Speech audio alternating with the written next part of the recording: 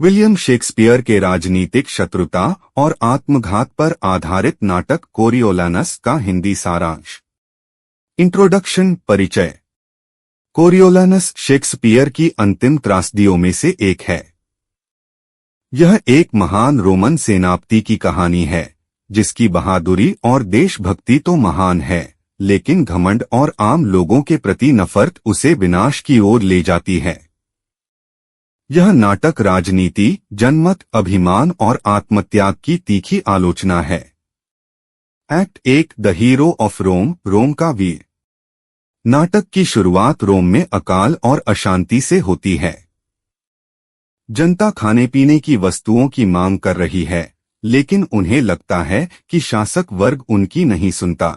तभी खबर आती है कि वोल्स्कियन वॉल्शिन्स नामक दुश्मन रोम पर हमला कर रहे हैं। सेनापति केस मार्टियस युद्ध में वीरता दिखाता है और दुश्मन का गढ़ कोरियोली जीत लेता है। इस जीत के कारण उसे नया नाम मिलता है, कोरियोलानस। एक्ट 2 प्राइड एंड पॉलिटिक्स, अभिमान और राजनीति। कोरियोलानस की मां वोलमनिया उसे रोम का कौंसल बनाना चाहती है, लेकिन इसके लिए उसे जनता से समर्थन मांगना पड़ता है।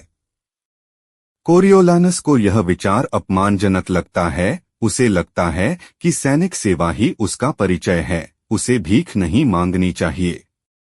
उसकी यह घमंडी सोच उसे जनता और राजनेताओं से दूर कर देती है। एक्ट 3 बैनिशमेंट, निर्वासन। राजनीतिक नेताओं, विशेषकर ब्रूटस और सिसिनियस, जनता को कोरियोलानस के खिलाफ भड़काते हैं। जनता उसे विश्वासघाती और अहंकारी मानने लगती है। अंततः उसे रोम से निर्वासित कर दिया जाता है। अपमानित होकर वह अपने सबसे पुराने दुश्मन तुलस ऑफिडियस से हाथ मिला लेता है और रोम पर ही हमला करने निकल पड़ता है। Act 4 the March two revenge, प्रतिशोध की यात्रा। कोरियोलानस ऑफिडियस के साथ रोम पर चढ़ाई की तैयारी करता है। रोम के नेता और आम जनता भयभीत हो जाते हैं। कोई भी उसे रोकने की हिम्मत नहीं करता। तब उसकी मां वोलमनिया, पत्नी वर्जिलिया और बेटा उसके पास जाकर उससे रोम पर हमला न करने की विनती करते हैं। एक्ट 5 सैक्रिफाइस एंड डेथ, बलिदान और मृत्यु। मां की बात सुनकर कोरियोलानस का दिल पिघलता है और वह रोम पर हमला रोक देता है। लेकिन उसका यह फैसला ऑफिडियस और उसके साथियों को विश्वासघात जैसा लगता है। अंततः ऑफिडियस अपने आदमियों के साथ मिलकर कोरियोलानस की हत्या कर देता है। थीम्स, प्रमुख विषय।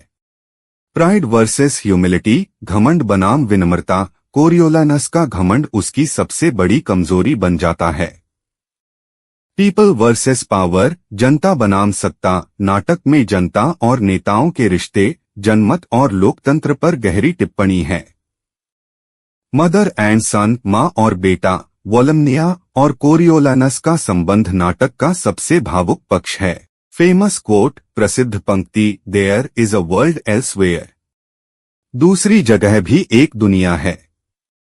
जब कोरियोलानस को रोम से निकाला जाता है तो वह यह कहता है, यह उसकी आत्मसम्मान की घोषणा है। मोरल, नैतिक संदेश।